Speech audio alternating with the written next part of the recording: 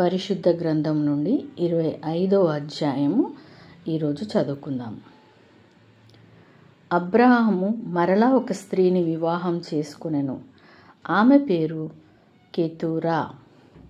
ఆమె అతనికి Zimran, Jokshan, మోదాను, మిథ్యాను, ఇష్పాకు, షూవాహు అను వారిని కనెను.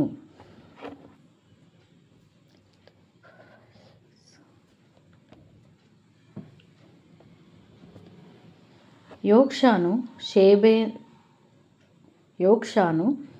షేబాను, దేదానును కనెను.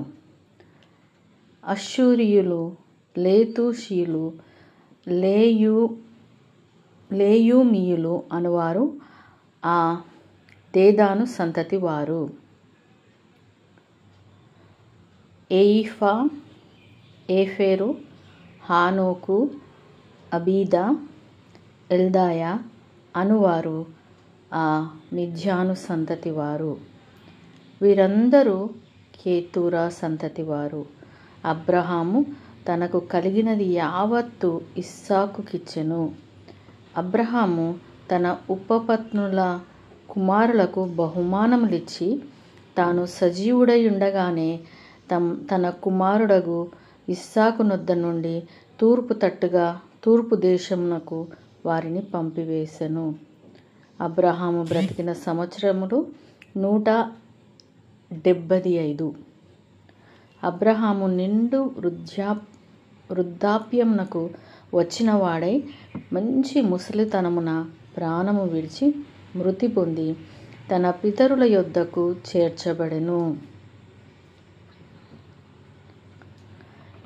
హిత్తీయుడైన సోహారు కుమారుడగు ఎఫ్రోను పొలమందలి మక్పేలా గుహలో అతని కుమారులగు ఇస్సాకును, ఇష్మాయేలును అతనిని పాతిపెట్టిరి.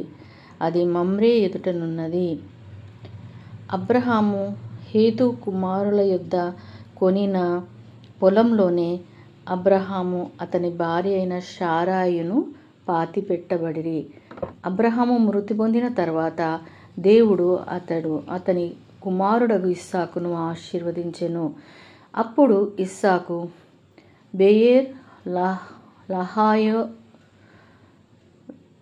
బెయేర్ లహాయిరోయి దగ్గర కాపురముండెను. ఐగుప్తురాలైన తీయురాలును శారా దాసియునైన హాగరు అబ్రహామునకు కనిన అబ్రహాము కుమారుడగు ఇష్మాయేలు వంశావళి ఇదే. ఇష్మాయేలు జ్యేష్ఠ కుమారుడైన నెబాయేతు, కేదారు, అద్బాయేలు, మిబ్షాము.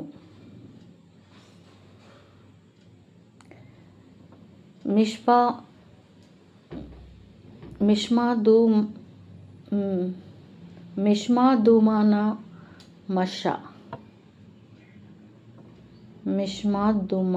మషా, హదరు, తేమా, యోతురు, నాపీషు,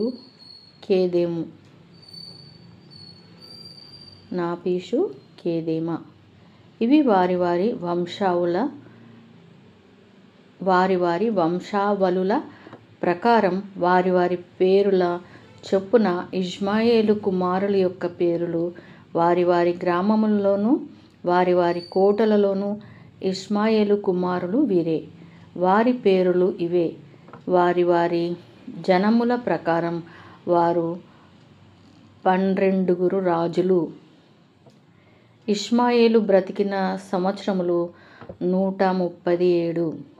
అప్పుడతడు ప్రాణము విడిచి మృతి పొంది తన పితరుల యొద్దకు చేర్చబడెను.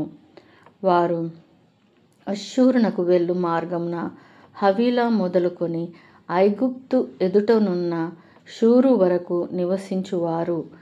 అతడు తన సహోదరులందరి ఎదుట నివాసమేర్పరచుకొనెను. అబ్రహాము కుమారుడగు ఇస్సాకు వంశావళి ఇదే. అబ్రహాము ఇస్సాకును కనెను. ఇస్సాకు పద్దనరాములో నివసించు సిరియావాడైన బేతుయేలు కుమార్తెయును సిరియావాడైన లాబాను సహోదరియునైన రిబ్కాను పెళ్లి చేసుకున్నప్పుడు 40 సంవత్సరముల వాడు. ఇస్సాకు భార్య గొడ్రాలు కనుక అతడు ఆమె విషయమై యెహోవాకు వేడుకొనెను. యెహోవా అతని ప్రార్థన వినెను గనక అతని భార్య అయిన రిబ్కా గర్భవతి ఆయను. ఆమె గర్భములో శిశువులు ఒకనితో ఒకడు పెనుగులాడిరి గనక ఆమె ఇలాగైతే నేను బ్రతుకుట ఎందుకని అనుకొని ఈ విషయమై యెహోవాను అడగవెళ్ళెను. అప్పుడు యెహోవా ఆమెతో నిట్లనెను, 2 జనములు నీ గర్భములో కలవు, 2 జనపదములు నీ కడుపులో నుండి ప్రత్యేకముగా వచ్చును. ఒక జనపదము కంటే ఒక జనపదము బలిష్టమై ఉండును. పెద్దవాడు చిన్నవానికి దాసుడగును అనెను. ఆమె ప్రసూతి కావలసిన దినములు నిండినప్పుడు ఆమె గర్భమందు కవలవారు ఉండిరి. మొదటివాడు ఎర్రనివాడుగా బయటికి వచ్చెను. అతని ఒళ్ళంతయు రోమ వస్త్రము వలె నుండెను గనక అతనికి ఏశావు అను పేరు పెట్టిరి. తర్వాత అతని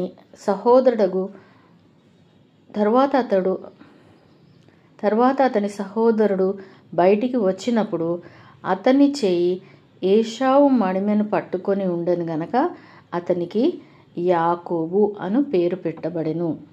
ఆమె వారిని కనినప్పుడు ఇస్సాకు 60 ఏండ్లవాడు.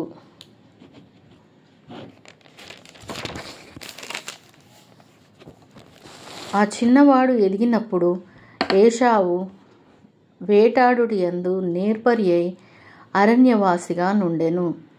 యాకోబు సాధువై గుడారములలో నివసించుచుండెను. ఇస్సాకు ఏశావు తెచ్చిన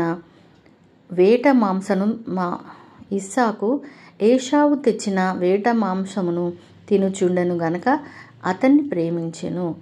రిబ్కా యాకోబును ప్రేమించెను. ఒకనాడు యాకోబు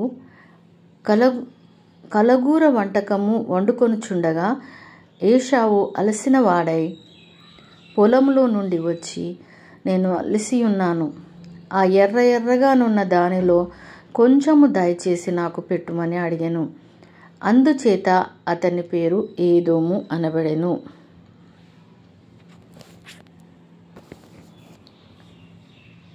అందుకు యాకోబు, నీ జ్యేష్ఠత్వము నేడు నాకిమ్మని అడగగా ఏశావు, నేను చావబోచున్నాను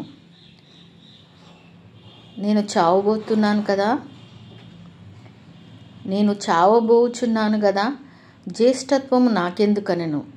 యాకోబు, నేడు నాతో ప్రమాణం చేయమనెను. అతడు యాకోబుతో ప్రమాణం చేసి అతనికి జ్యేష్ఠత్వమును అమ్మివేయగా యాకోబు ఆహారమును చిక్కుడుకాయల వంటకమును ఏశావుకిచ్చెను. అతడు తిని త్రాగి లేచిపోయెను. అట్లు ఏశావు తన జ్యేష్ఠత్వమును తృణీకరించెను. దేవుడు తన పరిశుద్ధ వాక్యమును మన వినికిడిలో ఫలింపచేయునుగాక. ఆమెన్.